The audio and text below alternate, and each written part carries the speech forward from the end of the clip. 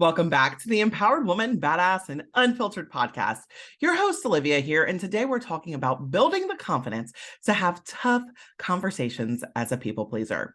So first, I would like to start off with thinking of the end result. You got to start recognizing the impact of avoiding the tough conversations. When we avoid these tough conversations, we often end up feeling anxious, resentful, and stressed. We might also be doing a disservice to the other people by not addressing issues that could be holding them back. By acknowledging the negative impact of avoiding tough conversations, we can motivate ourselves to build the confidence to have them. The next step is to start small. If you're not used to having tough conversations, it can be helpful to start with something small and relatively low stakes. This could be something like asking for a small favor or expressing a preference or something. Like when we're talking about going out to eat, start saying where the hell you want to go. Like so many people don't do that. So many people are just like, oh, I'm fine with whatever. No. If you don't have the confidence to say where you want to go to eat, where you prefer to eat, start there. Okay.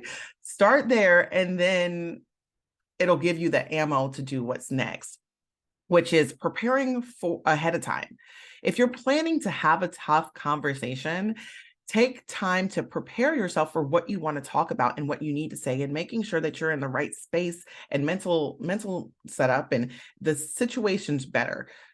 There are wrong ways to have conversations and there's right ways to have conversations, and it does not hurt you to prepare to have a conversation. Even if it doesn't go as planned, you will have already kind of talked it through and you've gotten comfortable saying it.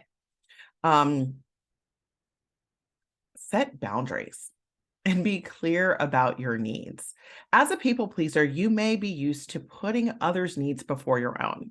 However, it's important to set boundaries and be clear about your own needs in order to have a successful, tough conversation.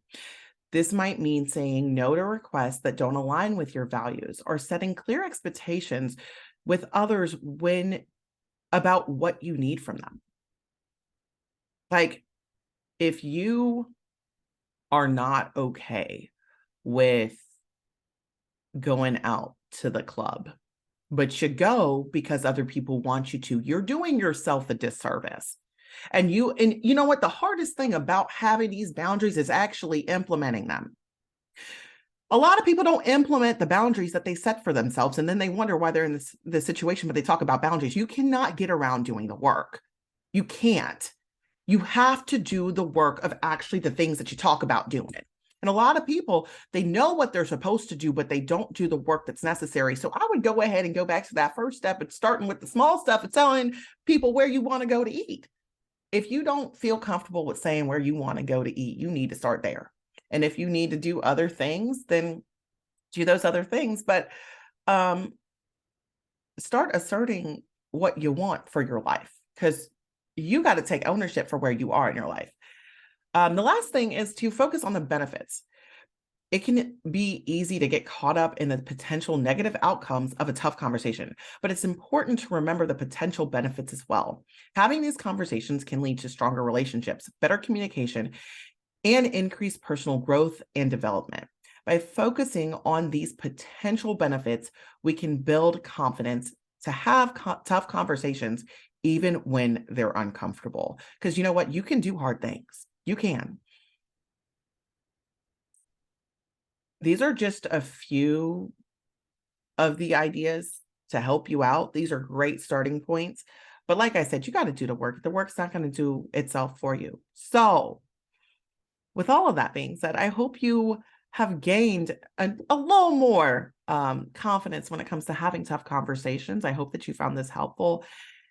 And with all that being said, I want you to go out and be a badass. Thanks for listening to this episode of the Empowered Woman, Badass, and Unfiltered podcast. If you found any value in this, please consider sharing and subscribing. Now go out and be a badass.